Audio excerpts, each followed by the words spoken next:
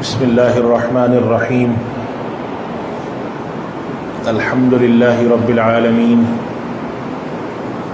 والصلاة والسلام علی رسولہ الکریم وعلی آلہ واصحابہ اجمعین اما بعد فقد قال اللہ تعالی اليوم اکملت لکم دینکم واتممت علیکم نعمتی ورضیت لکم الاسلام دینا فمن اضطر فی مخمصۃ غیر متجانف لإثم فإن اللہ غفور رحیم وقال اللہ تعالی ان الذین یلحدون فی آیاتنا لا یخفون علینا افمن یلقى فی النار خیر ام من یأتی آمنا یوم القیامہ اعملوا ما شئتم انه بما تعملون بصیر صدق اللہ العظیم۔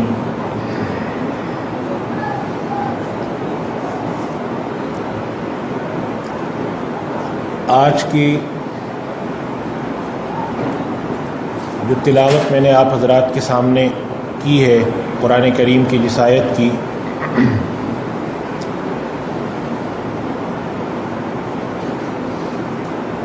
آج کے دور کی جو ایک ضرورت ہے، ایک طریقہ کار ہے اور ایک روش ہے، اس کے بارے میں اس آیت کی روشنی میں گفتگو کرنی ہے۔ دو آیات میں نے آپ حضرات کے سامنے تلاوت کی۔ ایک آیت میں اللہ سبحانہ و تعالی ارشاد فرماتے ہیں، طویل آیت ہے جس کا آخری حصہ میں نے پڑھا، اللہ تعالیٰ فرماتے ہیں کہ آج کے دن میں نے تم پر تمہارا دین مکمل کر دیا ہے۔ الیوم اکملت لکم دینکم، آج میں نے تم پر تمہارا دین مکمل کر دیا۔ واتممت علیکم نعمتی، اور اپنی نعمت تم پر پوری کر دی۔ ورضیت لکم الاسلام دینا، اور اسلام کو تمہارے لیے دین کے طور پہ قبول کر لیا، پسند کر لیا۔ دوسری آیت جو میں نے آپ کے سامنے تلاوت کی، اس میں اللہ تعالیٰ فرماتے ہیں کہ بے شک وہ لوگ جو ہماری نشانیوں میں، ہماری آیات کے اندر الحاد کرتے ہیں، وہ ہم پہ پوشیدہ نہیں ہیں۔ اور آگے سوال کرتے ہوئے اللہ تعالیٰ فرماتے ہیں کہ وہ شخص جو کہ آگ میں ڈالا جائے وہ بہتر ہے، یا وہ شخص جو قیامت کے دن امن کی حالت میں، محفوظ و مامون حالت میں آئے۔ اس کے بعد اللہ تعالیٰ فرماتے ہیں اعملوا ما شئتم، جو تمہیں کرنا ہے کرتے رہو، انہ بما تعملون بصیر، وہ تمہارے کیے سے کو خوب دیکھنے والا ہے، جو کچھ تم عمل کرتے ہو وہ خوب دیکھنے والا ہے۔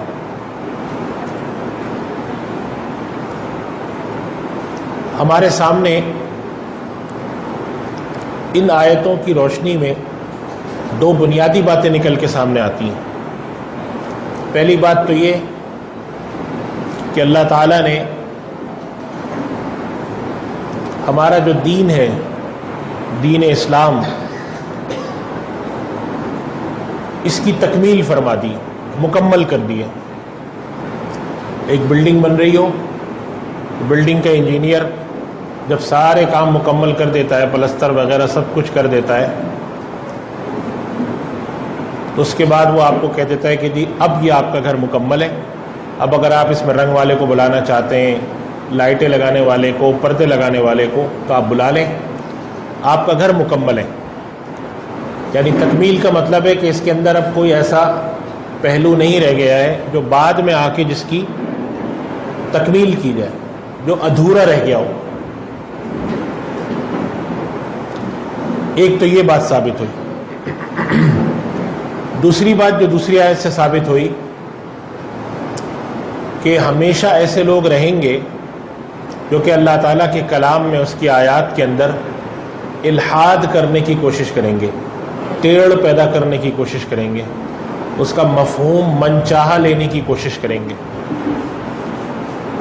تو اللہ تعالیٰ فرماتے ہیں کہ ایسے لوگ ہم پر پوشیدہ نہیں ہیں،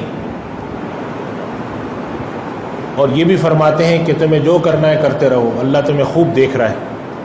اور یہ بھی فرما دیا ساتھ کہ تم یہ سوچ کے رکھو کہ جہنم کی آگ میں جو شخص گرنے والا ہو وہ بہتر ہے یا جو آدمی سلامتی کے ساتھ آتا ہو وہ بہتر ہے۔ تو یہ دو باتیں معلوم ہوئیں۔ اب یہاں پر ایک سوال پیدا ہوتا ہے کہ دین ہمارا مکمل ہے، سرکار دو عالم صلی اللہ علیہ وسلم جو تشریف لائے، آپ کو دنیا سے تشریف لے جانے کے بعد 1400 سال سے اوپر ہو رہے ہیں، اس وقت 1438 سے 1439 شروع ہونے والا ہے۔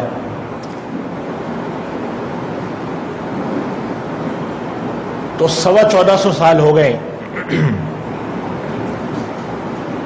تو دین اگر مکمل ہے، دین کی تکمیل ہو چکی ہے، تو آنے والے وقت میں جس میں ابھی تک 1500 سال ہو رہے ہیں اور آگے خدا کو پتہ ہے کہ مزید 1500 سال رہے گی یہ دنیا، 2000 سال رہے گی یا 5000 سال رہے گی،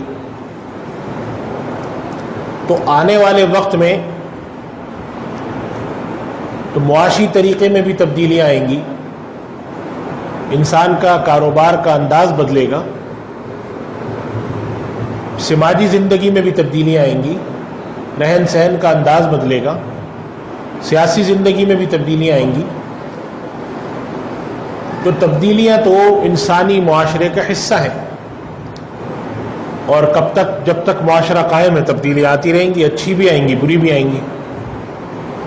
تو ہمارا دین جب یہ دعویٰ کرتا ہے کہ اس کی تکمیل ہو چکی ہے،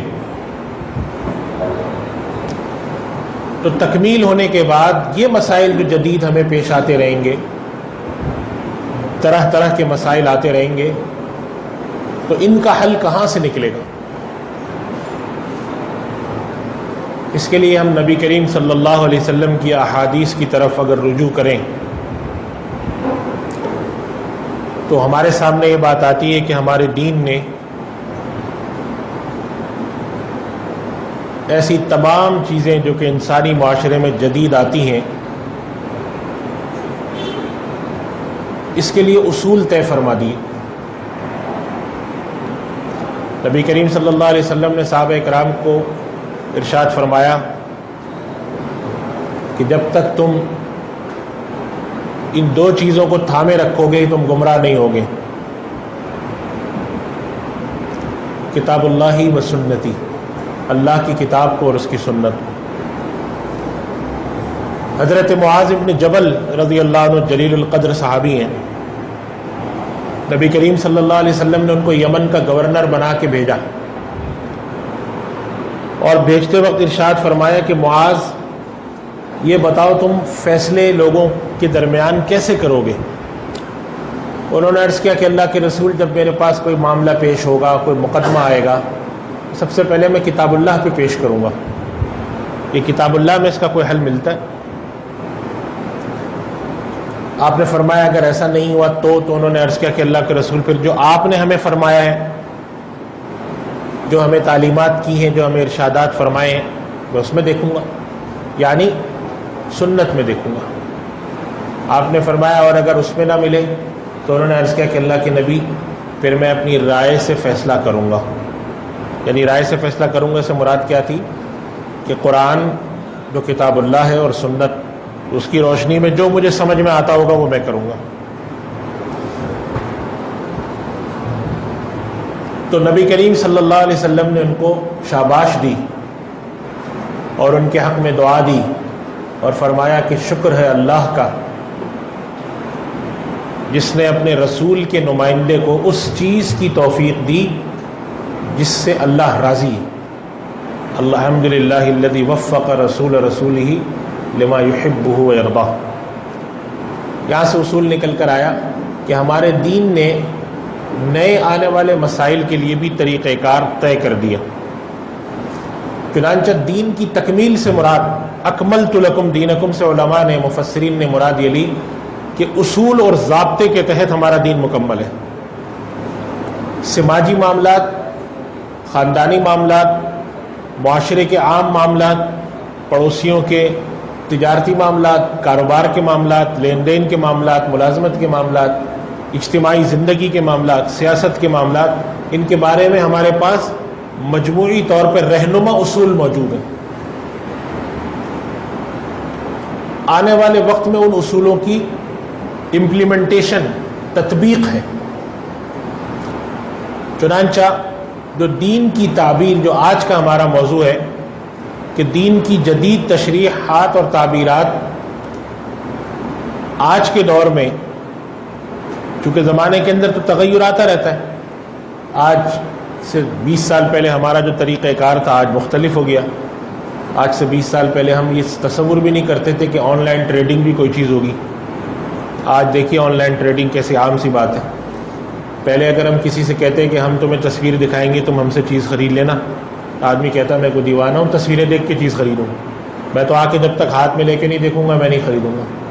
اب دیکھیں زمانے میں کیسا تغیر آ گیا، زیادہ بڑا کاروبار آن لائن کی طرف آہستہ آہستہ شفٹ ہو رہا ہے۔ طرز زندگی میں فرق آ گیا ہے۔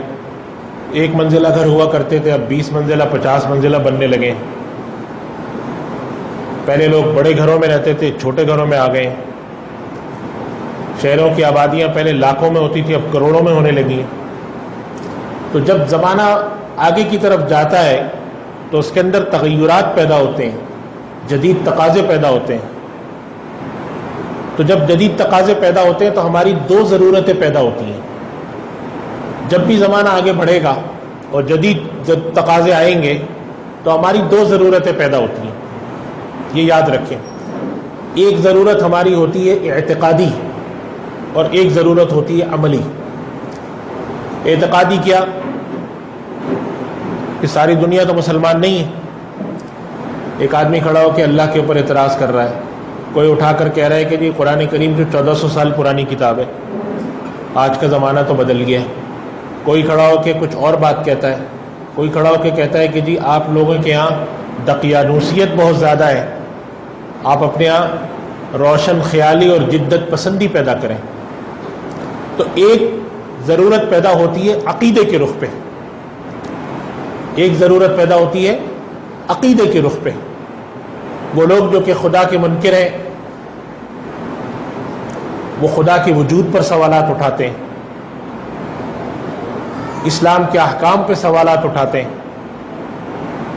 تو ایک ہمیں اعتقاد کے رخ پر بات کرنے کی ضرورت ہوتی ہے۔ آپ میں سے جن حضرات کا سابقہ پڑتا ہے وہ دیکھتے ہوں گے، ابھی ہمارے یہاں عید الاضحیٰ گزری، ایک سے ایک گفتگو کرنے والے آ گئے میدان میں کہ جی قربانی کیوں کرتے ہیں، یہ پیسے آپ غریبوں پہ لگائیں۔ اور دین جو ہے وہ تو عبادات کا نام ہے، ہماری عام زندگی کے اندر دین کیوں گھساتے ہیں آپ؟ کاروبار ہم جیسا کریں آپ کیوں بولتے ہیں؟ تو ایک عقیدے کے رخ پر سوال کھڑے ہوتے ہیں، اعتقاد، ایمانیات، یہ چیلنج کھڑے ہوتے ہیں۔ لوگ آ کر سوالات اٹھانا شروع کرتے ہیں۔ حج کرنے آپ جاتے ہیں، کیا ہوتا ہے حج میں؟ اگر آپ غور سے دیکھیں، اگر آپ کے اندر ایمان اور اعتقاد نہ ہو تو آپ کہیں گے جا کر ایک جگہ آپ 7 چکر لگاتے ہیں، کبھی ایک میدان میں جا کے رک جاتے ہیں مینا میں، پھر دوسرے دن جا کے دوسرے میدان میں رک جاتے ہیں عرفات میں، بیٹھے رہتے ہیں، نمازیں نفلیں پڑھتے ہیں، وہ تو یہاں پہ بھی پڑھ سکتے ہیں۔ تو الحاد اور گمراہی عقیدے کے رخ پر، اعمال کے حوالے سے فکری رخ پر بھی بہت ہے۔ جدید دور کے جو چیلنج ہیں ہمارے،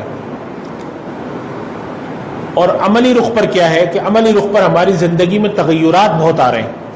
تو روز نت نئے مسائل ہمارے سامنے کھڑے ہوتے ہیں کہ فلاں طریقہ درست ہے، فلاں کاروبار کا طریقہ کیسا ہے، فلاں تجارت کا طریقہ کیسا ہے، فلاں پارٹنرشپ کیسی ہے، فلاں طریقہ کار جمہوریت کا طریقہ کیسا ہے، کانسٹیٹیوشن کے اندر امینڈمنٹ کا طریقہ کیسا ہے، مختلف اسلامی حکومتیں تب کیا ہوگا، ایک اسلامی حکومت ہے اس کا تعلق دوسرے ملک سے کسی اور طرح کا ہے، ہمارا کسی اور طرح کا ہے، عالم اسلام کا معاملہ کیا ہوگا، ابھی برما کے جو مسلمانوں کے ساتھ ظلم اور زیادتی اور جبر ہو رہا ہے، ایسے موقع پر مسلمانوں کو کیا ری ایکشن کرنا چاہیے، یہ سب آج کے دور کے مسائل ہیں۔ تو ایک نظریاتی مسئلے ہیں ایمانیات سے متعلق، عقائد سے متعلق چیلنج ہے اور ایک عمل سے متعلق چیلنج ہے، اور ان دو طرح کی چیلنجوں کے ہمارے پاس جو حل ہے وہ کیا ہے؟ سب سے پہلی بات جو میں نے ابھی عرض کی، حضرت معاذ بن جبل رضی اللہ عنہ اللہ کے نبی سے فرماتے ہیں کہ میں پہلے قرآن کو دیکھوں گا، پھر آپ کی بات کو دیکھوں گا، اور اگر پھر بھی کچھ نہ ملا تو پھر میں اپنی رائے سے فیصلہ کروں گا۔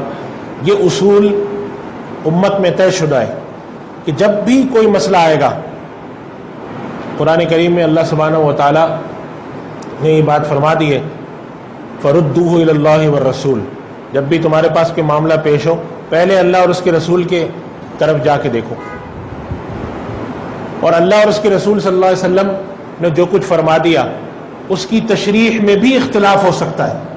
آخر فقہائے کرام میں اختلاف تھا، امام ابو حنیفہ رحمۃ اللہ علیہ نے کوئی اور رائے دی، امام شافعی نے کچھ اور دی۔ یہ اختلاف قبول ہے شریعت میں، اللہ کے رسول صلی اللہ علیہ وسلم نے تعلیم جو دی ہے، اللہ تعالیٰ نے دین کے اندر آسانی یہی رکھی کہ جا کر تمہیں کتاب اللہ سے مسئلہ لینا ہے۔ یہ بات ٹھیک ہے کہ اس کی تشریح میں بھی دو لوگوں میں اختلاف ہوگا، مگر وہ ود ان فریم ہوگا، دائرے کے اندر اختلاف ہے۔ یہ بالکل وہی بات ہے کہ جیسے گھر ہے، گھر کے اندر والد نے کاروبار شروع کیا، اب والد ضعیف ہو گئے، اب کاروبار کے چلانے کے لیے جب بچوں سے مشورہ کرتے ہیں، ایک بیٹا کوئی مشورہ دیتا ہے، دوسرا کوئی دیتا ہے، تیسرا کوئی دیتا ہے، اختلاف رائے ہوتا ہے گھر میں۔ مگر یہ نہیں ہوتا کہ کوئی شخص یہ کہے کہ بھئی چونکہ تم میں اختلاف رائے ہے لہذا مسئلہ پوچھنا بیکار ہے۔ آپ ہی کہتے ہیں بھئی اختلاف رائے سے کیا ہوتا ہے تو ہم گھر کے اندر نا، ہے تو خاندان کے اندر، باہر تو نہیں نکلے کہ ہم کسی تھرڈ پرسن کو لا کے بیچ میں بٹھا رہے ہوں۔ تو کتاب اللہ اور سنت کی طرف، یہ اصل میں آج کل کے دور کا سوال ہے کہ بھئی ہم جب کوئی مسئلہ پوچھنے جاتے ہیں تو علماء میں تو بہت اختلاف ہے، تو ہم یہ کہتے ہیں کہ علماء اختلاف ہے تو رہنے دیں، ان میں سے اگر کوئی بھی آدمی ان علماء کی اتباع کرتا ہے جو کہ بڑے علماء ہیں، اہل دین ہیں، اہل علم ہیں، اہل تقوی ہیں، اہل معرفت ہیں، ان کی اختلاف رائے کے باوجود، چنانچہ آپ ہم سب جانتے ہیں کہ مسلمانوں میں اتنے سارے جو فقہی مسالک ہیں، کوئی یہاں ہاتھ رکھ کے نماز پڑھتا ہے، کوئی ہاتھ چھوڑ کے پڑھتا ہے۔ کیا آپ نے کبھی دیکھا ہے، کبھی سنا ہے کہ آپ کہتے ہو جا کر بھئی تمہاری نماز اس لیے نہیں ہوئی کہ تم نے یہاں ہاتھ باندھا ہوا تھا، اور تمہاری اس لیے نہیں ہوئی کہ تم نے ہاتھ چھوڑا ہوا تھا؟ ہم کہتے ہیں تمہاری نماز بھی ہو گئی، ہماری بھی ہو گئی، کیونکہ ہمارے اور تمہارے درمیان جو اختلاف رائے ہے وہ دائرے کے اندر ہے۔ وہ دائرہ کون سا ہے؟ کتاب اللہ اور سنت کا۔ اگر دائرے سے باہر ہو جائے گا پھر وہ کیا چیز شروع ہو جاتی ہے؟ الحاد، دین کی تشریح اور تعبیر ایسے طریقے سے کرنا جو کتاب اللہ اور سنت کے اصول سے باہر ہو۔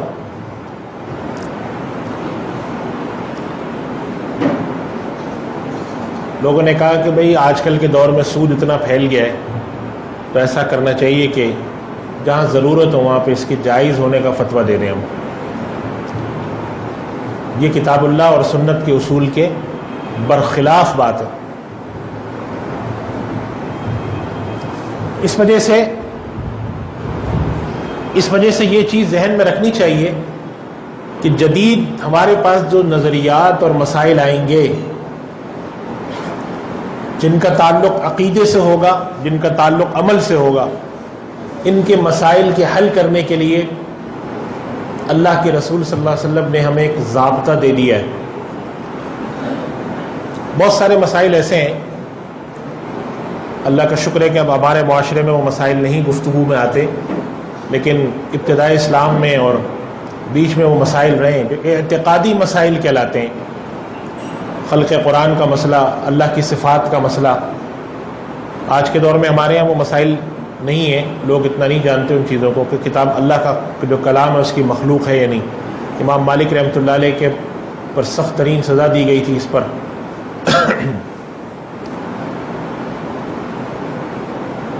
تو ہر دور میں اس قسم کے سوالات کھڑے کیے گئے۔ آج کے دور میں خدا کے اوپر سوال کھڑا کیا جاتا ہے کہ خدا ہے بھی یا نہیں ہے۔ کچھ لوگ یہ سوال کرتے ہیں کہ خدا تو ہے مگر اس نے حکم ہم پر اتنا پابند کیا بھی ہے یا نہیں کیا۔ نبی کریم صلی اللہ علیہ وسلم اللہ کے نبی تو ہیں معلم اخلاق تو ہیں، مگر وہ آپ صلی اللہ علیہ وسلم کی قانون ساز ہونے کی حیثیت کو لوگ نہیں مانتے۔ آپ صلی اللہ علیہ وسلم شارح بھی ہیں، تشریح کرنے والے، اور شارع بھی ہیں، شریعت بنانے والے۔ آپ جو فرما دیں وہ شریعت کا حصہ ہے۔ آج اس کے اوپر بھی اعتراض کرنے والے کھڑے ہیں۔ تو دین کی جو جدید چیلنج ہے ہمارے سامنے، جدید دور کے جو فکری مسائل ہیں اور جو شبہات ہیں، ان کے لیے آج جب ہم کھڑے ہوں گے تو قرآن اور حدیث کی روشنی میں نئی نئی تعبیرات ہمیں پیش کرنی ہیں۔ اس سے کوئی نہیں روکتا۔ جدید مسائل پر گفتگو، جمہوریت، طریقہ حکومت، طریقہ تجارت، مسلمانوں کے باہمی تعلقات، بین الاقوامی تعلقات، یہ ساری وہ چیزیں ہیں جو آج کے دور کے مسائل ہیں۔ یعنی یہ مسائل پہلے بھی تھے، لیکن آج کے دور میں ان کی نوعیت بدل گئی ہے۔ پچھلے دنوں میرے پاس ایک مسئلہ آیا، ایک صاحب نے یورپ سے ایک سے بھیجا۔ انہوں نے کہا ہمارے یہاں پانی کے مسائل کی وجہ سے اب پانی کی ریسائکلنگ ہوتی ہے۔ بہت مشہور کام ہے ریسائکلنگ، دنیا میں ہوتی ہے۔ ریسائکلنگ کا مطلب یہ ہے کہ وہ گندے پانی کو لے کے اس کو پلانٹ میں سے گزارتے ہیں تو وہ پانی صاف ہو جاتا ہے۔ تو آیا یہ ریسائکل کیا ہوا پانی کیا حکم رکھتا ہے؟ پاک ہوتا ہے؟ اس سے ہم وضو کر سکتے ہیں، نہا سکتے ہیں یا نہیں؟ اب یہ مسائل، ریسائکلنگ والے مسائل آج سے 100 سال پہلے تو نہیں تھے، یا تھے بھی تو ایک بہت مختلف طریقے سے ریسائکلنگ ہوتی تھی۔ ریت کے ذریعے ہوتی تھی، ریت میں پانی ڈال دیتے تھے، نیچے سے نکال لیتے تھے۔ اب اور طریقے آ گئے، دنیا سے باہر جانے کی لوگ باتیں کر رہے ہیں۔ ایسے ادارے قائم ہو گئے جو یہ ارادہ رکھتے ہیں کہ 2030-40 تک ہم ایسا طیارہ، ایسا جہاز چلانا شروع کر دیں، کمرشل فلائٹ، جو کہ باہر خلا میں لے جائے، چاند میں لے جائے، اسپیس میں لے جائے۔ وہاں جانے کے بعد انسان کے نماز کے روزے کے احکام کیا ہوں گے؟ یہ سارے وہ مسائل ہیں جو جدید دور کے مسائل ہیں، اور ان کا حل قرآن و سنت کی روشنی میں پیش کیا جا سکتا ہے اور پیش کیا جاتا ہے۔ جب بھی کوئی مسئلہ آتا ہے امت میں نیا، ٹیسٹ ٹیوب بیبی کا مسئلہ ہو، کلوننگ کا مسئلہ ہو، کلینیکل ڈیتھ کا مسئلہ ہو، جدید بینکاری کے مسائل ہوں، جدید تجارت کے مسائل ہوں، آن لائن ٹریڈنگ کے مسائل ہوں، یہ جتنے بھی اس قسم کے مسائل ہیں، ان کا حل امت کے اندر ایسے ادارے قائم ہیں، ایسے فقہی آرگنائزیشن قائم ہیں جو کہ علماء کے گروہ جس میں بیٹھتے ہیں اور غور و خوض کر کے اجماعی طور پر، اجتماعی طور پر، متفقہ طور پہ یا مختلف رائے کے ساتھ امت کو مسائل کا حل دیتے ہیں۔ تو دین کی جدید تشریح اور تعبیر کا تصور ہے یا نہیں ہے؟ تو اس کا جواب ہے بالکل ہے۔ جدید دور کے جو تقاضے آئیں گے، جدید دور میں جو لوگ سوالات اٹھائیں گے قرآن پر، اللہ پہ، نبی پر، فقہ پہ، دین کے اوپر، دین کے احکام پہ، دین کے اندر تشریح کرنے کا کس کو اختیار ہے، اس کے اوپر آج کل کے دور میں جیسے بہت سارے لوگ ہیں۔ پچھلے دنوں میرے پاس ایک صاحب کا فون آیا، انہوں نے کہا کہ میرا بانجا، یعنی ان کی وہ خالو ہیں، ان کی جو اہلیہ ہیں، ان کا سگا بانجا، بہن کا بیٹا، وہ کہیں باہر شاید ہالینڈ میں یا کہیں پر صوفیزم میں پی ایچ ڈی کر رہا ہے، اور اس نے آ کر وہ صاحب کہنے لگے میری اہلیہ یعنی اپنی خالہ کے پاس وہ ملنے آیا ہوا تھا آج کل، تو اس نے آ کر خالہ سے عجیب و غریب باتیں کی ہیں۔ وہ خالہ اس کی پریشان ہو گئی، انہوں نے مجھے فون کر دیا کہ بھئی یہ تو پتہ نہیں کیا کیا باتیں کر رہا ہے۔ تو ان صاحب نے جب وہ باتیں سنی تو مجھے فون کیا، میں نے کہا جی وہ کیا کہہ رہا ہے؟ کہنے لگے کہ اس نے یہ کہا کہ عبادت کا جو اصل مقصد ہے وہ اللہ سے تعلق قائم کرنا ہے۔ حقیقت بھی یہی ہے، ہم نماز کیوں پڑھتے ہیں؟ اللہ سے تعلق قائم۔ لہذا اس نے کہا کہ اگر یہ تعلق قائم ہو جائے تو پھر نماز کی ضرورت نہیں رہتی۔ اب وہ سب باتیں جب ایک عام گھریلو خاتون سے جو گھر میں بچوں کے کھانے پکاتی ہیں کہہ رہے، وہ بیچاری گڑبڑا گئی۔ انہوں نے کہا بھئی یہ تو بات کو سمجھ میں آدھی بات سمجھ میں آ رہی ہے، آدھی بات سمجھ میں نہیں آ رہی۔ یہاں تک تو بات سمجھ میں آتی ہے کہ اللہ کے تعلق مقصود ہے، لیکن یہ بات سمجھ میں نہیں آتی کہ نماز ہم کیسے چھوڑ دیں۔ انہوں نے کہا آپ کو پتہ نہیں ہے، اگر ہم نماز ظاہری طور پہ پڑھتے ہیں یا اس طرح کی چیزوں میں لگتے ہیں تو ہماری توجہ اللہ سے اصل سے ہٹ جاتی ہے. ہمیں اصل پہ توجہ رکھنی چاہیے. اب یہ فکر مسلمانوں میں ایک نئے طریقے سے ڈالی جاتی ہے. تصوف کا ہمارے یہاں موجود ہے سلسلے، آج بھی موجود ہیں. بڑے بڑے مشائخ ہیں، ان کی خانقاہیں جو تصوف کا بنیادی مقصد کیا تھا؟ تصوف کا مقصد یہ تھا، جو اصل مقصد تھا، کہ دین کے جو احکام ہیں اور دین کے جو اوامر ہیں عقیدے کے اور عمل کے رخ پہ جو ہم جانتے ہیں، وہ ہماری زندگی میں کیسے آ جائیں، ہمارے حرز جاں کیسے بنے. یہ تو ہم جانتے ہیں کہ خدا ہے، کہ اس کی نماز پڑھنی چاہیے، اس کے آگے جھکنا چاہیے، لیکن یہ بات ہمارے اندر کیسے آ جائے. نبی کریم صلی اللہ علیہ وسلم ارشاد فرماتے ہیں کہ نماز میں میری آنکھوں کی ٹھنڈک رکھ دی گئی ہے، تو ہمارے لیے بھی آنکھوں کی ٹھنڈک نماز میں کیسے آئے. یہ ساری چیزیں کہ دین کو انسان کے ظاہر سے اس کے باطن میں کیسے اتارا جائے، اس مقصد کے لیے تصوف کے سلاسل تھے اور آج بھی ہیں. یہ مقصد نہیں تھا کہ دین کے ظاہر سے ہٹا کر گمراہی میں ڈالا جائے، مگر آج کے دور کا یہ چیلنج بھی ہے. اور چیلنج کا جواب دینے کے ہمیشہ یاد رکھیں 2 طریقے ہوتے ہیں. ایک طریقہ ہوتا ہے سامنے والے کو آپ برا بلا کہیں، گمراہ کہیں، گالیاں دیں. یہ طریقہ دیر پا نہیں ہوتا. میں یہاں بیٹھ کر کہتا رہوں کہ جی فلاں کی سازش ہے، امریکہ کی سازش ہے، یورپ کی سازش ہے، گمراہوں کی سازش ہے. سب جانتے ہیں کہ یہ سازش کس کی، لیکن اس کا جواب عقل کے رخ پر بھی دینا ہے. اس کا جواب سامنے والے کے دل کو بھی مطمئن کرے، اس کے عقل کو بھی مطمئن کرے، قلب کو مطمئن کرے، دماغ کو مطمئن کرے. اس کے لیے ہمارے یہاں حضرات ہیں، کرتے ہیں. تو دین کی جو جدید تشریحات اور تعبیرات ہیں، اس کے اندر پھر 2 پہلو نکل کر آتے ہیں. ایک پہلو صحیح پہلو ہے جو کتاب اللہ اور سنت رسول کے دائرے کے اندر رہتے ہوئے ہیں، اور ایک پہلو اس کا غلط پہلو ہے جو کہ الحاد کہلاتا ہے، دین کے اندر تبدیلی کرنا. ایسے بہت سے گروپ ہمارے یہاں، بہت سے ایسے اداروں کی، بہت سے ایسے لوگوں کی، بہت سے ایسے گروہوں کی سرپرستی کی جاتی ہے تاکہ مسلمانوں کے اندر فکری انتشار پیدا ہو. ہر مسلمان جو ہے نا شک میں پیدا ہو. ایمان نام ہے یقین کا. اللہ سبحانہ و تعالیٰ فرماتے ہیں وَبِالْآخِرَةِ هُمْ يُوقِنُونَ. مومنین کی نشانی یہ بتائی کہ وہ آخرت کے پر یقین رکھتے ہوں. تبلیغ والے حضرات آپ سنتے نا، ایمان اور یقین 2 باتیں کرتے نا. تو یقین مومن کا سرمایہ ہوتا ہے، اور اس کے اندر شک پیدا کرنا یہ آج کے دور کے جو بڑے مقاصد ہیں الحاد کے، ان میں سے ایک مقصد ہے. آپ نماز پڑھنے کھڑے ہوئے، انہوں نے کہا بھائی دیکھیں جو آپ نماز پڑھ رہے ہیں نا، یہ تو بہت سارے علماء کہتے ہیں نماز ایسے نہیں ہوتی. آپ نے یہاں ہاتھ باندھا ہوا ہے اور سورہ فاتحہ نہیں پڑھی آپ نے امام کے پیچھے. یہ تو ہمارے یہاں علماء کہتے ہیں نہیں ہوتی نماز. اب آپ نے کہا ہاں یہ بات تو ہے، کہتے تو ہیں علماء. بات کا رنگ بدل دیا نا. حالانکہ بات کا رنگ یوں بھی کیا جا سکتا تھا کہ بھئی علماء کا ایک طبقہ اس حدیث کے کو اصول بناتا ہے، دوسرا طبقہ دوسرے کو، اور جب اللہ تعالیٰ نے اس میں آسانی رکھی ہے تو ٹھیک ہے، دونوں صحیح ہیں. اسی پر چلی آ رہی ہے نا امت پچھلے 1000 سال سے. 400 سال کے اندر اندر سارے مسلمانوں کے بڑے مکاتب فکر، فقہ حنفی، شافعی، مالکی سب ہو چکے تھے پیدا. 400 سال سے بھی پہلے پیدا ہو چکے تھے. امام ابو حنیفہ رحمۃ اللہ علیہ کی پیدائش تو سن 80 ہجری کی ہے. 150 ہجری میں آپ کا انتقال ہوا ہے. تو پہلے ہی جو دوسری صدی تھی اسی کے اندر بہت سارے فقہی مکاتب آ گئے جو 1200 سال سے تھے. اب اسی بات کو دوسرا رنگ دے دیا کہ بھائی دیکھو تمہاری نماز ان کی یہاں صحیح نہیں، ان کی نماز تمہارے یہاں صحیح نہیں، لہذا اس کا مطلب ہے کہ تمہاری نمازیں تو خراب ہیں. اب اس شخص کے دل اندر کیا پیدا ہو گیا؟ شک.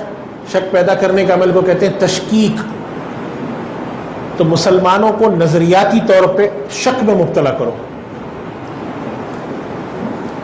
نظریاتی طور پہ عقیدے کے رخ پہ شک میں مبتلا کرو، اور عمل کے رخ پہ اس کو یقین دلاؤ کہ تمہارا دین پرانا ہو چکا ہے، جدید مسائل کا علماء کے پاس حل نہیں ہے.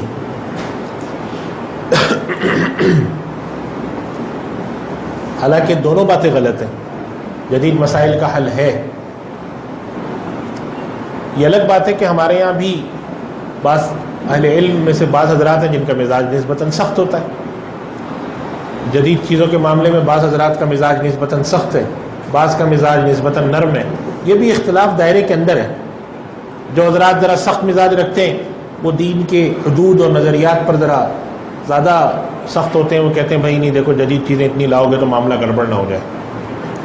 مثال کے طور پہ مدارس کے اندر، مدارس کا جو تعلیمی نظام ہے اس کے اندر جدید تعلیم کو شامل ہونا چاہیے یا نہیں ہونا چاہیے، اس میں علماء کے دو گروہ ہیں۔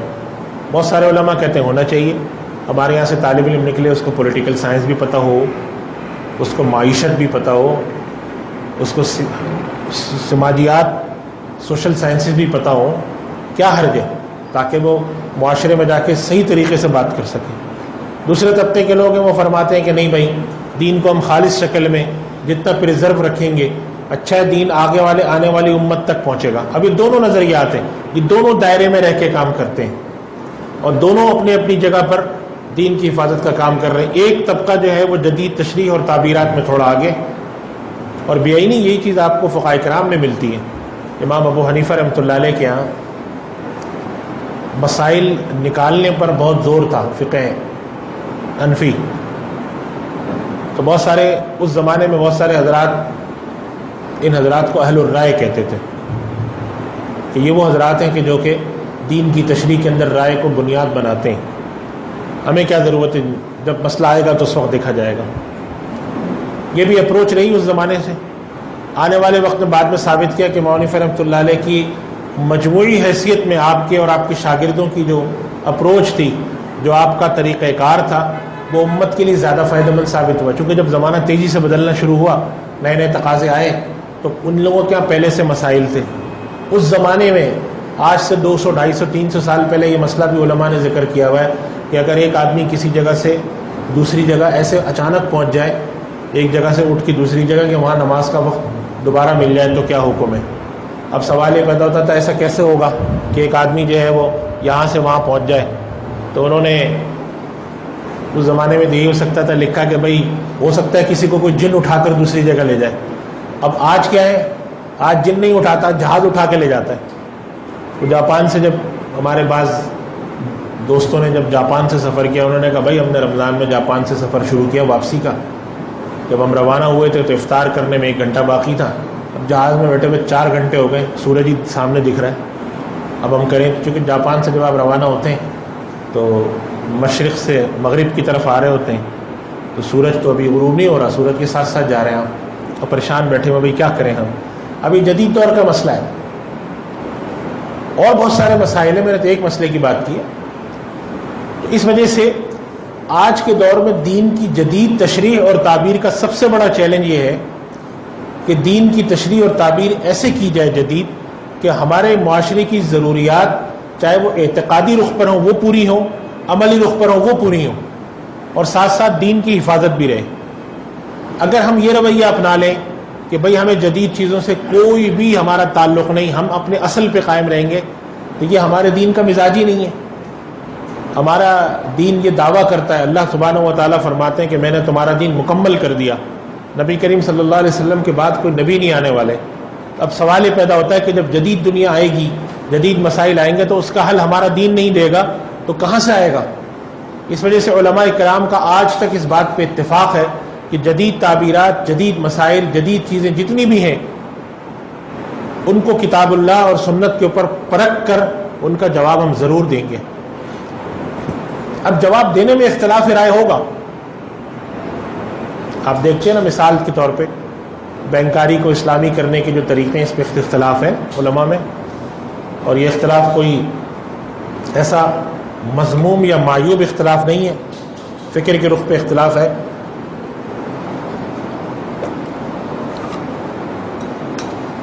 تو جدید تشریح اور تعبیر کے اندر پہلی بات ہمیں یاد رکھنی چاہیے کہ جدید مسائل کا حل پیش کیا جائے گا۔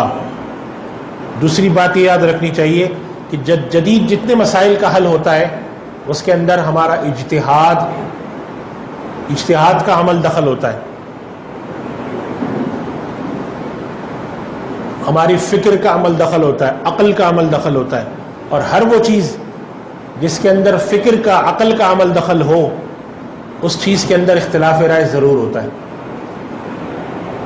نبی کریم صلی اللہ علیہ وسلم کا کہ صحابہ اکرام کا ایک مشہور واقعہ آتا ہے، آپ صلی اللہ علیہ وسلم نے صحابہ اکرام کو ایک مرتبہ ایک جگہ بھیجا اور ارشاد فرمایا کہ عصر کی نماز فلاں جگہ پہنچ کے پڑھنا۔ صحابہ کرام روانہ ہوئے تو رستے میں تاخیر ہو گئی کسی وجہ سے، نماز کا وقت نکلنے لگا تو صحابہ کرام نے آپس میں مشورہ کیا کہ بھئی ہمارا عصر کا وقت نکل جائے گا، سورج غروب ہونے کو آیا ہے، ہم کیا کریں؟ صحابہ کرام میں سے کچھ لوگوں نے کہا کہ دیکھو بھئی اللہ کے نبی صلی اللہ علیہ وسلم نے ہم سے جو ارشاد فرمایا عصر وہاں پہنچ کے پڑھو، تو آپ کا حکم ہمارے لیے حکم شریعت ہے، ہم تو وہاں پہنچ کے عصر پڑھیں گے چاہے عشاء کا وقت ہو جائے۔ آپ نے فرما دیا، ختم بات۔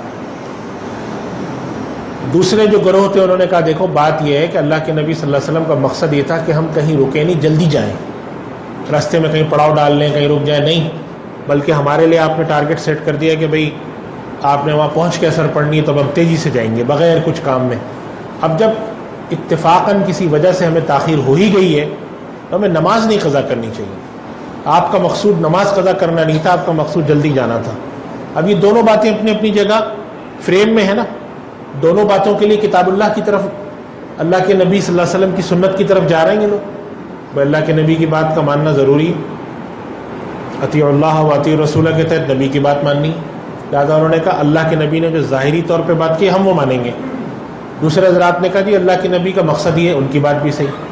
کچھ لوگوں نے جنہوں نے کہنا تھا کہ ہم عصر پڑھیں گے انہوں نے پڑھ لی، کچھ لوگوں نے نہیں پڑھی، انہوں نے وہیں جا کے پڑھی، واپس آ کے اللہ کے نبی صلی اللہ علیہ وسلم کی خدمت میں یہ معاملہ عرض کیا تو آپ نے دونوں کی تائید فرمایا، آپ نے کہا دونوں نے صحیح کیا، حالانکہ دونوں میں نے متضاد کام کیے نا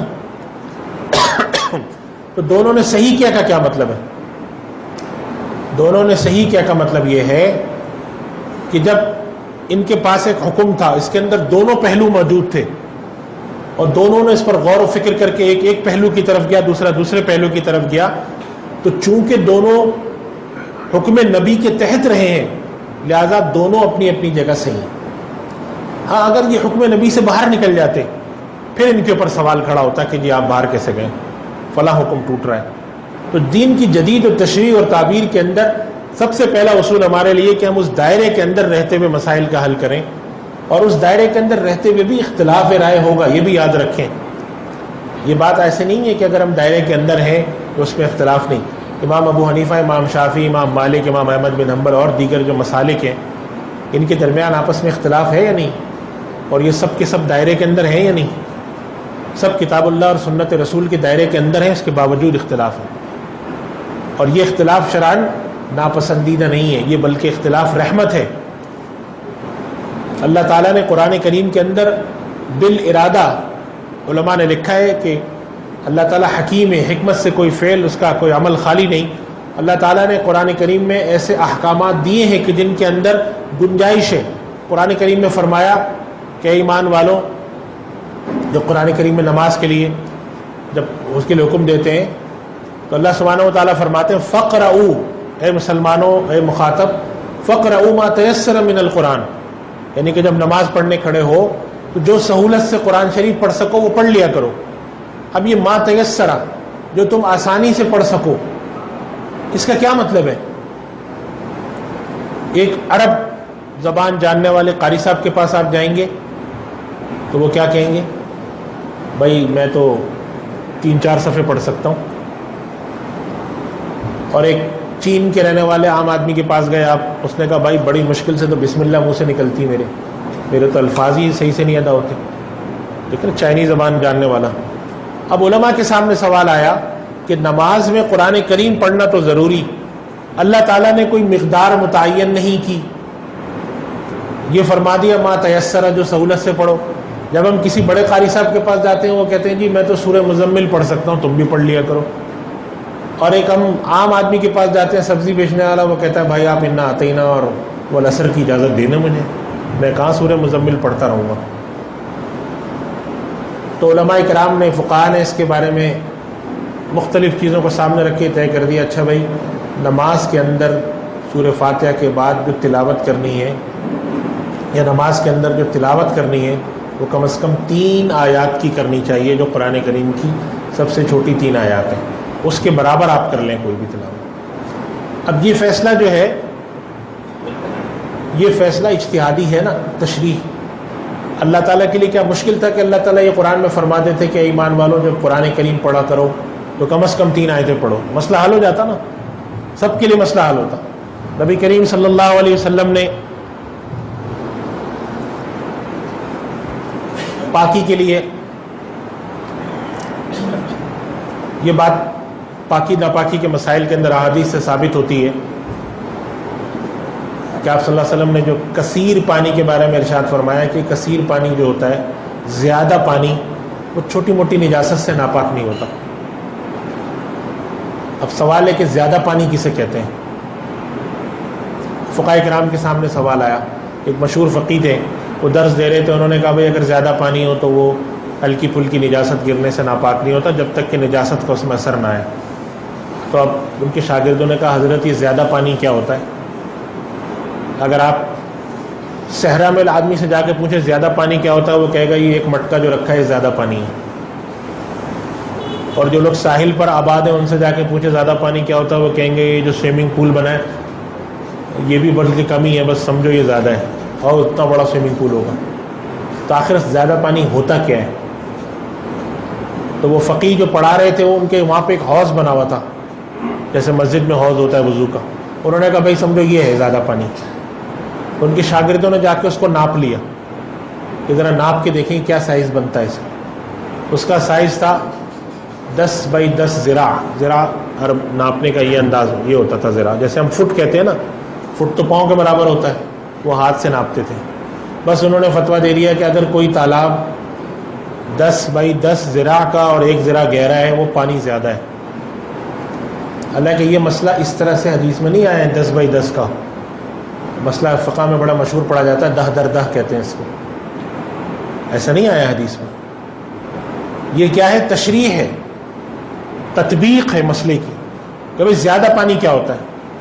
اب یہاں پر ایک نقطہ ہے، وہ نقطہ یہ کہ کیا اللہ کے نبی کے لیے بتانا مشکل تھا کہ زیادہ پانی کیا ہوتا ہے؟ آپ نہیں بیان کر سکتے تھے کہ بھائی دیکھو اس طرح کا پانی زیادہ ہوتا ہے؟ جب اللہ تعالیٰ آسانی دیتا ہے، اللہ سبحانہ و تعالیٰ نے بنی اسرائیل کے بارے میں کہا، حضرت موسیٰ علیہ السلام نے کہا ان اللہ یأمرکم ان تذبحوا بقرہ، اللہ تمہیں حکم دیتا ہے کہ ایک تم گائے ذبح کرو. اب انہوں نے آ کر کہا کہ موسیٰ وہ کیسی گائے ہونی چاہیے؟ انہوں نے کہا بھائی نہ وہ بوڑھی ہو نہ جوان ہو. پھر انہوں نے کہا اگر بھائی رنگ کیسا ہو اس کا؟ پھر انہوں نے بتایا کہ جی اس کا رنگ ایسا ہو پیلا، جیسے ہمارے یہاں گائے ہوتی ہے نا ذرا سی براؤن رنگ کی، اس طرح کا رنگ ہو اس کا. میں نے کہا اچھا. پھر جا کر کہنے لگے کہ بھائی وہ بات سمجھ میں نہیں آ رہی، ذرا اور تھوڑا سا ایکسپلین کریں ہمیں. پھر انہوں نے جب شرط لگائی لا ذلول تثیر الارض ولا تسقی الحرث، نہ اس نے کبھی ہل لگایا ہو نہ کبھی پانی سینچا ہو، بالکل صاف ستھری چنگی ہو، لا شیۃ فیہا، کوئی اس میں خرابی نہ ہو.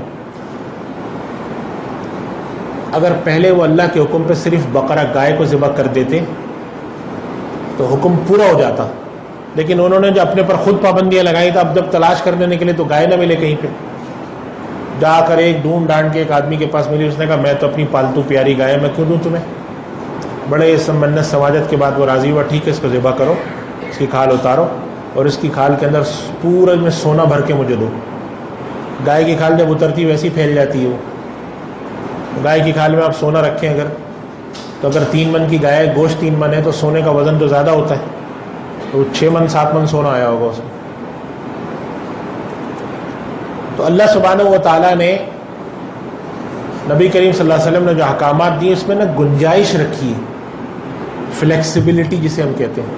اور مقصود اس کا ہم لوگوں کو، امت کے علماء نے یہ بات سمجھی کہ مقصود اس کا امت پہ شفقت ہے کہ ہر دور میں اس کی تطبیق ہوتی رہے گی، ہر دور میں اس کے امپلیمنٹیشن آسان ہوگی. لہذا آج کے دور میں بھی جب کوئی جدید مسئلہ آتا ہے تو اس کی امپلیمنٹیشن پر یہی مسئلہ آتا ہے، تطبیق پر مسئلہ آ کے کھڑا ہوتا ہے کہ یہ تطبیق کیسے ہو. تطبیق کے پر مسائل آتے ہیں اور اسی کے پر بھی فیصلہ بھی قرآن اور حدیث کی روشنی میں ہوگا. یہ بات ہمیں ذہن میں رکھنی چاہیے کہ جدید تشریح اور تعبیر کا اسلام خلاف نہیں ہے. ہمارے یہاں کچھ حضرات ہیں جو کہ مخالفین کی طرف سے جب دین پر سخت گفتگو آتی ہے تو رد عمل میں وہ ہر چیز کے خلاف، انسان کی فطرت ہے، انسان کا رد عمل ہوتا ہے نا. بعض لوگ ہوتے ہیں جو جدید چیزوں کو بالکل نہیں پسند کرتے، بعض لوگ ہوتے ہیں جو جدید چیزوں میں بہہ جاتے ہیں. ہمارا کام کیا ہے اعتدال کتاب اللہ اور سنت کے دائرے میں رہتے ہوئے. اب یہاں سے ہمیں ایک اور اصول بھی سمجھ میں آتا ہے کہ جب ہم کتاب اللہ اور سنت رسول کے دائرے میں رہتے ہوئے کسی مسئلے کا حل نکالیں گے تو اس کے اندر بھی اختلاف ہوگا، لیکن اس اختلاف کو کفر اور اسلام کا اختلاف نہیں بنانا چاہیے. جیسے امام شافعی اور امام ابو حنیفہ رحمۃ اللہ علیہ کے درمیان مسائل میں اختلاف ہے، ائمہ اربعہ میں، یہ کفر و اسلام کا اختلاف نہیں ہے. اگر علماء کے طبقات میں کسی مسئلے کے اوپر اختلاف ہے تو یاد رکھیں وہ کفر اسلام کا اختلاف نہیں. ہمارے ہاں دشواری یہ ہے کہ ہم لوگ کفر اسلام کا اختلاف بناتے ہیں، نمازیں پڑھنا چھوڑ دیتے ہیں اور سوالات آنا شروع ہو جاتے ہیں کہ بھئی ان کے بارے میں کیا کرنا چاہیے. تو دین کی جدید تشریح اور تعبیر، میں دین کی جدید اور تشریح تعبیر کے حوالے سے میں ایک اور مثال بھی دیتا ہوں کہ آج کل آپ نے دیکھا ہوگا کہ جیسے میڈیا کا زمانہ ہے، تو علماء کے سامنے سوال آیا کہ میڈیا کو جتنے مؤثر طریقے سے دین کی تبلیغ میں، دین کی بات کو پھیلانے میں استعمال کیا جا سکتا ہے، تو کیا ہم اس کے استعمال کی اجازت دیں؟ اگر ہم اجازت دیتے ہیں تو اس کے اندر تصویر کا مسئلہ آتا ہے. اس تصویر کے مسئلے پر تحقیق ہوئی تو علماء کے ایک بہت بڑے طبقے کی رائے یہ قائم ہوئی کہ جو تصویر ڈیجیٹل شکل میں ہوتی ہے وہ تصویر جو ہے ناجائز اور حرام نہیں ہوتی، بشرطے کہ اس کے اندر کوئی خراب چیز نہ دکھائی جائے. مثلا اگر درس دکھایا جا رہا ہے، نماز دکھائی جا رہی ہے، قدرتی چیزیں دکھائی جاتی ہیں، ٹھیک ہے، لیکن اگر اس کے اندر نامحرموں کی تصویریں، حرام چیزیں، تو چاہے وہ ڈیجیٹل ہی کیوں نہ ہو ناجائز ہے. یہ علماء کی رائے قائم ہوئی. اب اس رائے کے اوپر پچھلے 10 سال گفتگو رہی، کچھ نے کہا نہیں صحیح نہیں ہے، کچھ نے کہا صحیح ہے. اب جا کے اس کے نتیجے میں بڑے بڑے جو ہمارے اسلامی گروپس ہیں انہوں نے اپنے یہاں دین کے درس کے سلسلے شروع کیے اور اس کو فیس بک پر بھی بیچتے ہیں، اس کو واٹس ایپ پہ بھی بیچتے ہیں، اس کو وہ اپنے ویب سائٹ پہ بھی ڈالتے ہیں، پوری دنیا میں اس کی براڈ کاسٹنگ کرتے ہیں. اب یہ کیا ہے؟ یہ دین کی ایک جدید تشریح ہے اور یہ دائرے میں رہ کر کی گئی ہے قرآن و سنت کی، لہٰذا اس تشریح میں کوئی مذائقہ نہیں. ایسی تشریح آج کے دور کی ضرورت ہے. لیکن ایسی تشریحات بھی کی گئی ہیں جس کے اندر کہا گیا کہ جی سود کے اندر گنجائش ہے لینے کی، پردہ جو ہے عورتوں کا وہ ضروری نہیں ہے، موسیقی کی بھی اسلام میں گنجائش ہے. جب اس قسم کی چیزیں آتی ہیں تو اس کے اندر کون سا پہلو غالب ہوتا ہے؟ الحاد کا.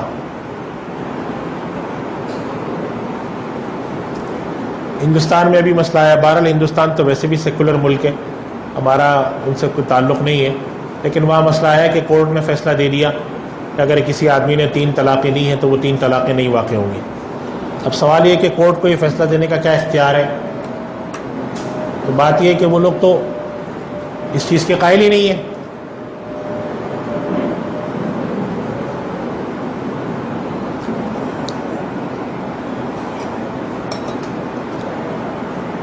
لیکن اگر ہمارے یہاں ایسا کام ہو مسلمانوں میں، ہم کہیں گے مسلمانوں میں یہ کام نہیں ہو سکتا، چونکہ یہ دین کی تشریح کتاب اللہ اور اس کے دائرے سے باہر ہے.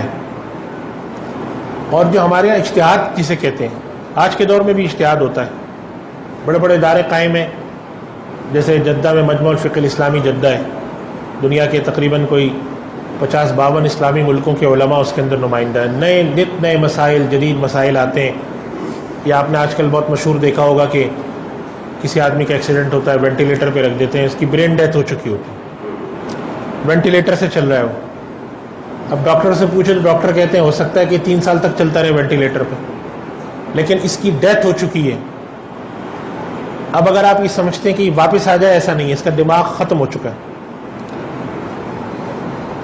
تو کلینکل ڈیتھ ہے اس کی. اب سوال ہے کہ ہم اس کے اوپر سے وہ وینٹیلیٹر ہٹا دیں یا نہیں. اگر ہم ہٹا دیتے ہیں تو کیا یہ قتل شمار ہوگا کہ ایک آدمی زندہ تھا، اگر وینٹیلیٹر لگا رہتا تو سانس چلتی رہتی. اگر ہم وینٹیلیٹر ہٹا دیں تو سانس رک جائے گی، تو کیا یہ قتل ہے؟ اب ایک جدید مسئلہ ہے، آج سے 100 سال پہلے یہ نہیں تھا، ایسے جدید سائنسی آلات نہیں تھے. اس طرح کے جو جدید مسائل آتے ہیں یہ بھی دین کی جدید تشریح اور تعبیر ہے، تطبیق کی شکل میں. میں نے جو بات عرض کی تھی نا کہ ایک عقیدے کے رخ پر سوال آتے ہیں، ایک عمل کے رخ پہ سوال آتے ہیں. عقیدے کے رخ پر بھی سوال ہے، عمل کے رخ پہ بھی سوال ہے، عمل کے رخ پہ تطبیق پر سوال ہے. کہ ہم دین کی تطبیق جب کرتے ہیں، احکامات الہی کی تطبیق کرتے ہیں، تو اصول ہمیں یاد رکھنا چاہیے کہ دائرے کے اندر رہتے ہوئے جب بھی تشریع اور تطبیق ہوگی وہ دین کا تقاضا ہے، اور اس دائرے کے اندر رہنے کے باوجود ہمارے ہاں ایک غلط فہمی ہمارے ہاں لوگوں کی یہ ہے کہ جتنے جدید مسائل ہیں علماء کے درمیان ان مسائل پر 100% اتفاق ہوگا، اور یہ بات غلط ہے، ایسا نہیں ہو سکتا، کیونکہ جدید مسائل کے اندر انسانی عقل استعمال ہوتی ہے، اور جہاں انسانی عقل استعمال ہوتی ہے وہاں اختلاف رائے ہوتا ہے، کیونکہ آپ ایک الگ طریقے سے سوچتے ہیں، آپ کی بات میں بھی وزن ہوتا ہے، آپ ایک الگ طریقے سے سوچتے ہیں، ان کی بات میں بھی وزن ہے۔ دیکھا یہ جاتا ہے کہ دونوں اگر کتاب اللہ کی روشنی میں فیصلہ کرتے ہیں تو پھر وہ فیصلہ اپنی جگہ درست ہے۔ ابھی ایک اور مسئلہ بھی آج کل دوبارہ پاکستان میں اٹھا ہوا ہے، حالانکہ ہے تو پرانا مسئلہ، اعضاء کی پیوند کاری۔ لوگ کہتے ہیں نا مرتے وقت کہ میری آنکھیں یا میرا گردہ یا جو بھی چیز دے سکتا ہوں اس کو تحفے میں میری طرف سے عطیہ ہے، یہ بھی ایک مسئلہ ہے، یہ بھی جدید مسائل میں سے، اس پر بھی گفتگو جاری ہے۔ بعض مسائل ہیں کہ جن کے پر گفتگو برسوں جاری رہتی ہے، 5-10 سال جاری رہتی ہے، اس کے بعد جب اس مسئلے کے سارے پہلو نکل کر سامنے آ جاتے ہیں پھر علماء کرام اس پر الٹیمیٹلی ایک نتیجہ قائم کرتے ہیں۔ اس کی جدید ترین مثال میں آپ کو دوں، آپ نے سنا ہوگا بٹ کوائن اور کرپٹو کرنسی، یہ آج کل ہمارے نوجوان طبقے میں بڑی مقبول ہوئی ہوئی ہے۔ اکثر نوجوان لڑکے سوال پوچھتے ہیں کہ جی بٹ کوائن میں جو ڈیجیٹل کرنسی آئی ہے اس کے اندر پیسے لگاؤں۔ اب اس کے بارے میں علماء نے پاکستان میں بھی اور باہر بھی علماء نے ابھی توقف کیا ہوا ہے، وہ کہتے ہیں ہمارے پاس یہ پوری صورتحال نکل کے سامنے آئے کہ یہ جاری کیسے ہوتی ہے، اس کرنسی کی نگرانی کیسے ہوتی ہے، لوگوں کے مال کا تحفظ کیسے ہے اس میں، جب تک کہ پوری بات نہیں آتی ہم اس پہ کوئی رائے قائم نہیں کر سکتے۔ تو یہ جدید مسائل جتنے بھی ہیں ان کا حل پیش کرنا یہ دین کی جدید تشریح اور تعبیر ہے، اور جب تک قیامت نہیں آتی اور یہ دنیا قائم ہے یہ تشریحات اور تعبیرات آتی رہیں گی، یہ یاد رکھیں، اور یہ مسائل آتے رہیں گے۔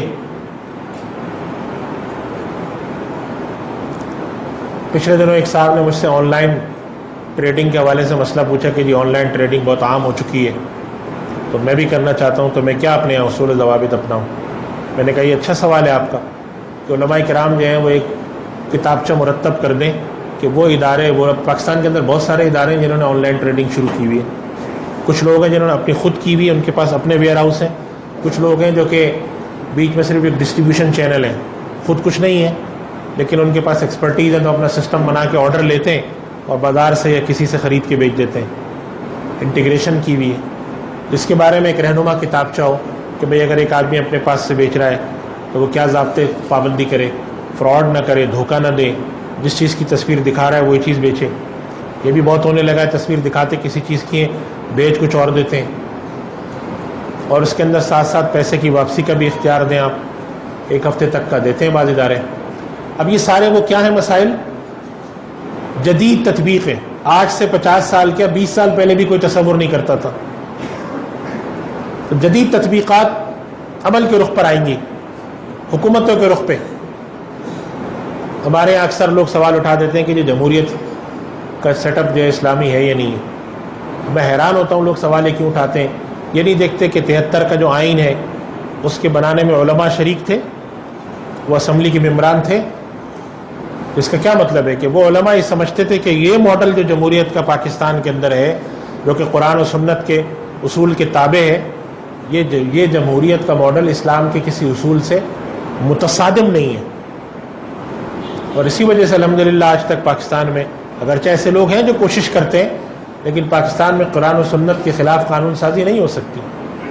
تو جو عوام والی بات ہے کہ عوام کے ذریعے قانون بنتا ہے، اس اختیار کو محدود کر دیا کہ عوام کے ذریعے تو بنے گا مباح چیزوں میں، جن چیزوں کو شریعت نے انسانوں پر چھوڑا ہے اس معاملے میں انسان ہی قانون بنائے گا، جن معاملے کو شریعت نے اپنے ہاتھ میں لیا ہے اس میں انسان کی نہیں سنی جائے گی۔ چنانچہ شراب حرام رہے گی، اگر ساری قومی اسمبلی سارے لوگ متفق ہو جائیں پھر بھی حرام رہے گی۔ لہذا علماء نے یہ طے کر دیا کہ جی یہ ماڈل، اب اس ماڈل کے اندر خرابیاں ہیں عملی طور پہ، وہ ایک الگ بحث ہے۔ خرابی تو مسلمانوں میں ہم سب میں ہے۔ اگر آپ ایک نمونہ مسلمان کا حدیث اور قرآن کی روشنی میں دیکھیں اور ایک عملی مسلمان کو دیکھیں تو آپ کو فرق نظر آتا ہے کہ جی مسلمان تو دھوکہ نہیں دیتا، یہ مسلمان دھوکہ دے رہا ہے۔ مگر کیا اس کی وجہ سے آپ اس مسلمان کو کافر کہتے ہیں؟ نہیں کہتے۔ اسی طرح یہ وہ ماڈل جو جمہوریت کا، جس کو علماء کرام نے جس کی تصدیق اور تائید کی، اگرچہ اس کے تطبیق میں، اس کے نفاذ میں بہت سی خرابیاں ہیں، مگر ہم اس کو خلاف اسلام نہیں قرار دیں گے۔ مگر ہمارے ہاں کچھ طبقات میں یہ تصور آیا کہ دین کی جدید تشریح سیاسیات میں بھی ہے، معاشیات میں بھی ہے، سماجیات میں بھی ہے۔ یہ وہ تطبیق ہے دین کی جدید جو کہ عملی ہے۔ دین کی جدید تطبیق، جدید افکار ایک فکری رخ پر بھی ہیں، اور جو الحاد پھیلایا جاتا ہے قرآن اور حدیث کی تشریحات کے بارے میں، تو یہ بات آپ ہمیں ذہن میں رکھنی چاہیے کہ جدید تشریح اور تعبیر کے مثبت نتائج بھی ہیں اور منفی نتائج بھی ہیں۔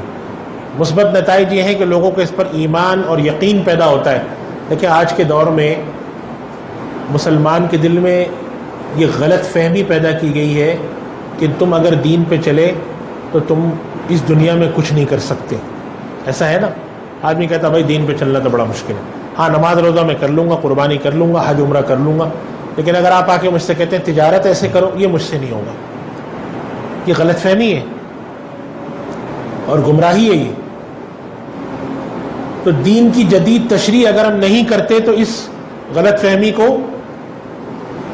پشت پناہی کرتے ہیں، ہم اس کی تائید کرتے ہیں۔ وہ آدمی کہتا ہے دیکھو بھائی میں کب سے ان سے مسئلہ پوچھ رہا ہوں، یہ بتاتے ہی نہیں مجھے، لہذا میں نے تو سوچ لیا ہے ان سے یہ مسئلہ ہی نہیں پوچھوں گا۔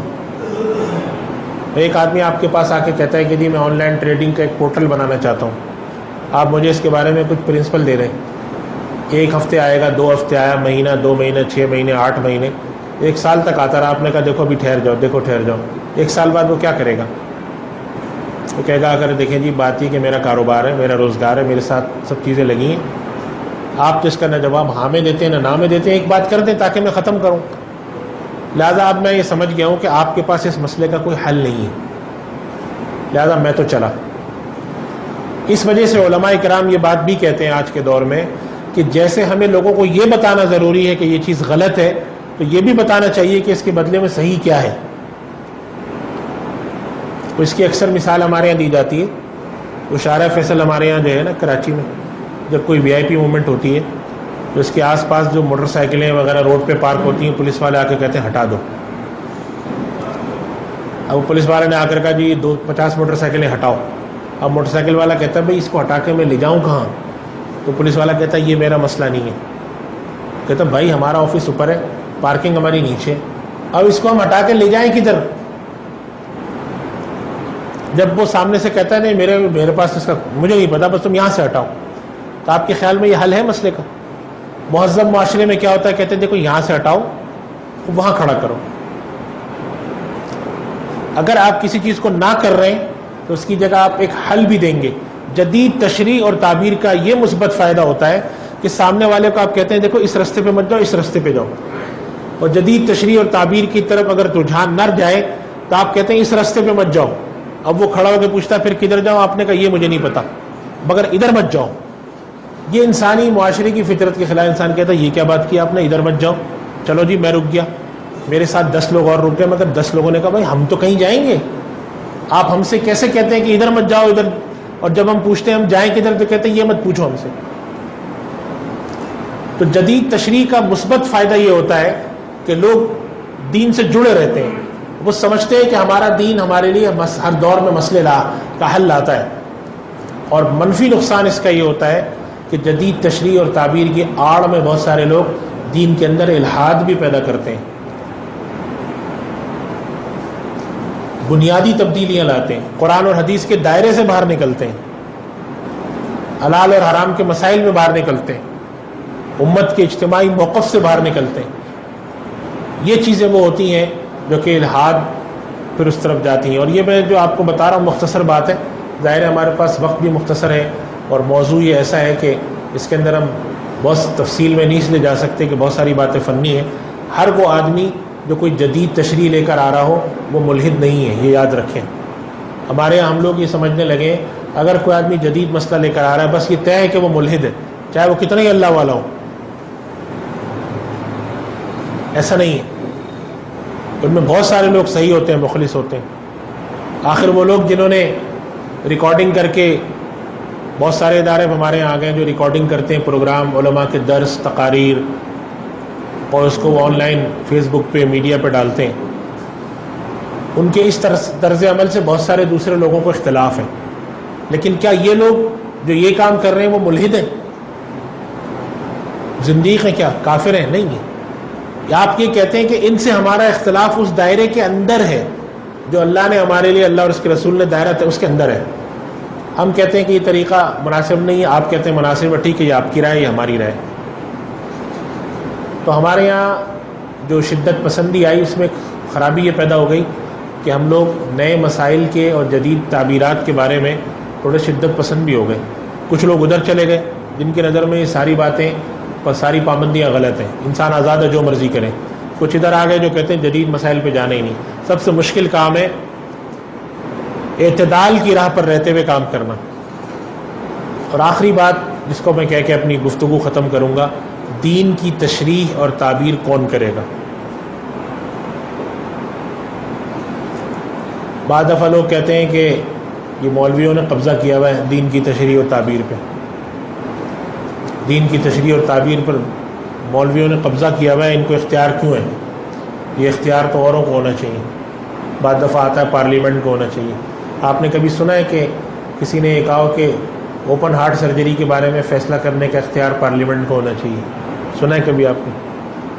یا ہوائی جہاز کا جو انجن ہے اس کی ڈیزائننگ کے بارے میں فیصلہ کرنے کا اختیار پارلیمنٹ کو ہونا چاہیے؟ نہیں سنا ہوگا آپ نے۔ پارلیمنٹ کے پاس قانون سازی کا اختیار ہے، لیکن قانون بنانا کیا ہے، اس کی تشریح اور تعبیر کا اختیار ہمیشہ ماہرین کے پاس ہوتا ہے۔ دنیا میں جہاں پر بھی میڈیکل کے لاء امپلیمنٹ ہوں، انجینئرنگ کے لاء ہوں، سول اس کے انجینئرنگ کے لاء، کوئی بھی چیز ہو، اس کے ماہرین پہلے وہ تیار کرتے ہیں چیز، اور پھر جا کے پارلیمنٹ کے ذریعے امپلیمنٹ ہوتی ہے۔ براہ راست تشریح پارلیمنٹ نہیں کرتی، کیونکہ اس کے پاس ظاہر سیاسی لوگ ہوتے ہیں، ان کی صلاحیتیں سیاسی رخ پہ زیادہ ہوتی ہیں، ہر چیز کے تو ماہر نہیں ہو سکتے وہ۔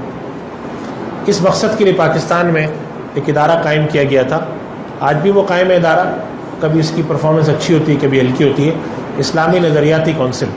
اس کا بنیادی مقصد یہی تھا کہ وہ پارلیمنٹ کو دینی معاملات پر قانون سازی کیا کرنی ہے اس کے بارے میں مشورے دے گی، اور اس کے جو ارکان ہوتے ہیں وہ کون ہوتے ہیں؟ ماہرین شریعت۔ تو یہ بات طے ہے کہ جدید تشریح اور تعبیر دین کی وہ ماہرین شریعت کریں گے، جن کو علم ہے دین کا، ہر آدمی اٹھ کے نہیں کرے گا۔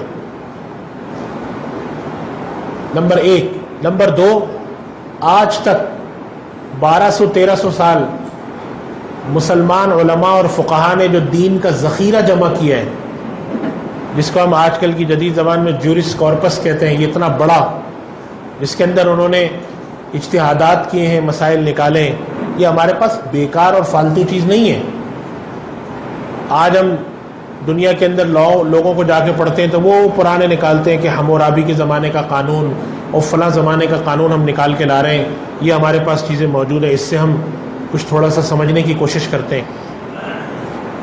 ہمارے پاس علماء اور فقہا کا اتنا بڑا ذخیرہ ہے کہ مسلمانوں کے علاوہ کسی امت کے پاس نہیں ہے۔ 1200 سال میں شرق، غرب، عرب، عجم، افریقہ تک کے بڑے بڑے علماء، ہزارہ علماء نے جو مل کر ایک فقہی ذخیرہ تیار کیا ہے، جس کے اندر فقہاء کرام لاکھوں کتابیں، ان کے اندر جو مسائل اور اجتہادات ہیں اس کو ہمیں یکسر لغو قرار دے دینا، یہ الحاد کی ایک شکل ہے، کیونکہ اس کے اندر ہم ان لوگوں کو غلط قرار دے رہے ہوتے ہیں۔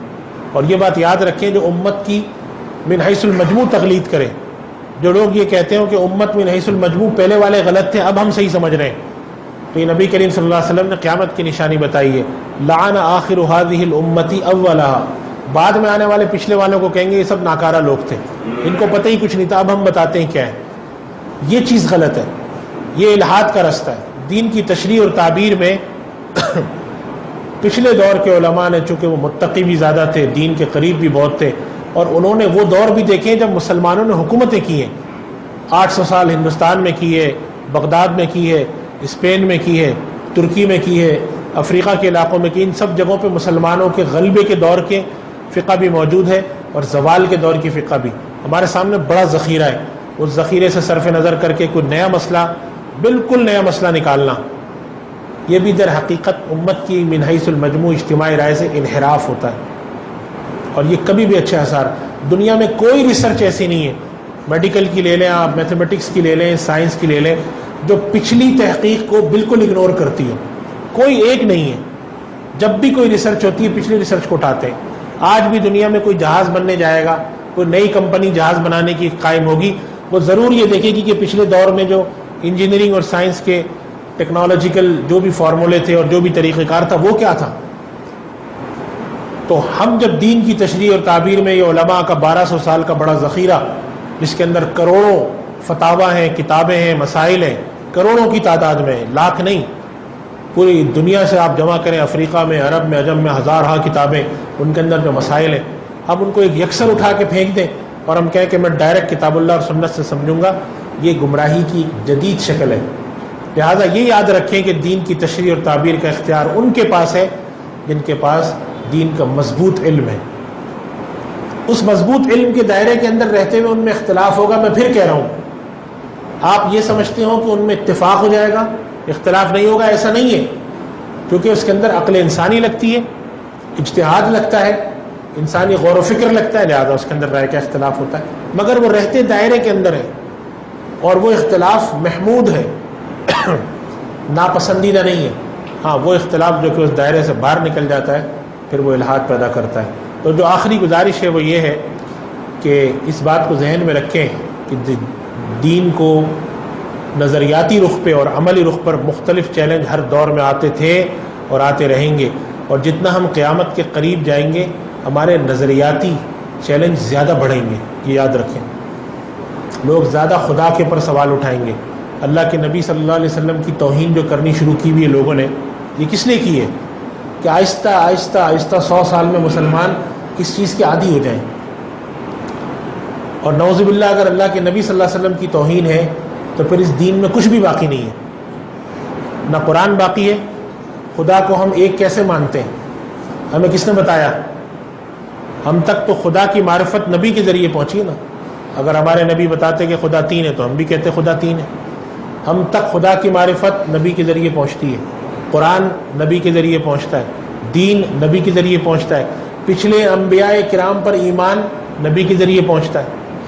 تو نبی کریم صلی اللہ علیہ وسلم کی ذات گرامی اور دین کے جو اساس مبادیات ہیں قرآن کریم، آپ نے یہ بھی سنا ہوگا ایک ایسا قرآن کریم چھاپنے کی کوشش کی جو کہ قرآن کریم ترتیب نزولی پر ہے، لہذا اس کی پہلی صورت اقرأ بسم ربک الذی خلق ہے، اور وہ کہہ رہے ہیں تحقیق کے نام پہ کہ جی ہم چاہتے ہیں ذرا ایسا قرآن بھی ہونا چاہیے۔ اب آدمی کتاب کھول رہا ہے، قرآن کریم کے پہلا صفحہ کھولا، سورہ فاتحہ کے بجائے اقرأ بسم ربک الذی خلق۔ اس کا ایک علمی رخ پر فائدہ ہے اس کام کا، مگر اس کو عوامی سطح پر چھاپ کے پھیلانے کا مقصود علمی فائدہ نہیں ہے۔ علمی رخ پر ٹھیک ہے کہ اگر مفسرین محققین ہیں ان کے علم میں ہو کہ آیات اتری کس ترتیب سے ہیں، لیکن جب آج ہم عوام الناس میں ڈالیں گے تو سورہ بقرہ کی کچھ آیات کہیں اور ہوں گی، کہیں اور کی آیات ادھر ہوں گی۔ اس وجہ سے یہ الحاد کی جو جدید شکلیں آ رہی ہیں کلامی رخ پر، نظریاتی رخ پر، ان کے لیے بھی جدید تشریح اور تعبیر کی ضرورت ہے اور کھڑا ہونا چاہیے۔ اور یہ یاد رکھیں کہ دین کے اوپر جب بھی حرف آتا ہے برا بھلا کہنے سے، گالی گلوچ کرنے سے کوئی حاصل نہیں ہوتا، اس کا عقلی رخ پر جواب بھی دینا چاہیے، اور عقلی جواب دینے والے الحمدللہ حضرات ہیں۔ اور جو عملی رخ پر دین کو ضرورت پیش آتی ہے کہ نئے مسائل کا حل پیش کیا جائے، اس کے لیے دین کے اندر علماء کے اجتماعی اجتہاد بھی ہوتے ہیں اور آج بھی ہوتے ہیں۔ آپ کسی دارالفتہ میں نیا مسئلہ لے کر جاتے ہیں، بالکل نیا مسئلہ، تو وہ دارالفتہ 2-3 مہینے میں مسئلہ حل کر کے دیتا ہے۔ وہ کیا ہے؟ وہ اجتہاد کی ایک شکل ہے۔ وہ بیٹھتے ہیں، غور و خوض کرتے ہیں، نئے مسئلے کے اوپر غور کرتے ہیں، فتاویٰ دیکھتے ہیں، پھر آخر میں جا کے ایک تطبیق کر کے کہتے ہیں کہ ہمارے خیال میں یہ دین کے فلاں فلاں فلاں فلاں جو اصول اور مبادی ہیں اس کی امپلیمنٹیشن ہوتی ہے اس پر۔ اس طرح جا کے مسائل کا حل ہوتا ہے۔ دعا فرمائیں کہ اللہ سبحانہ و تعالی ہمیں دین کی صحیح تشریح اور تعبیر کا فہم عطا فرمائے اور گمراہی اور الحاد سے ہمیں بچائے۔ وآخر دعوانا الحمدللہ رب العالمین۔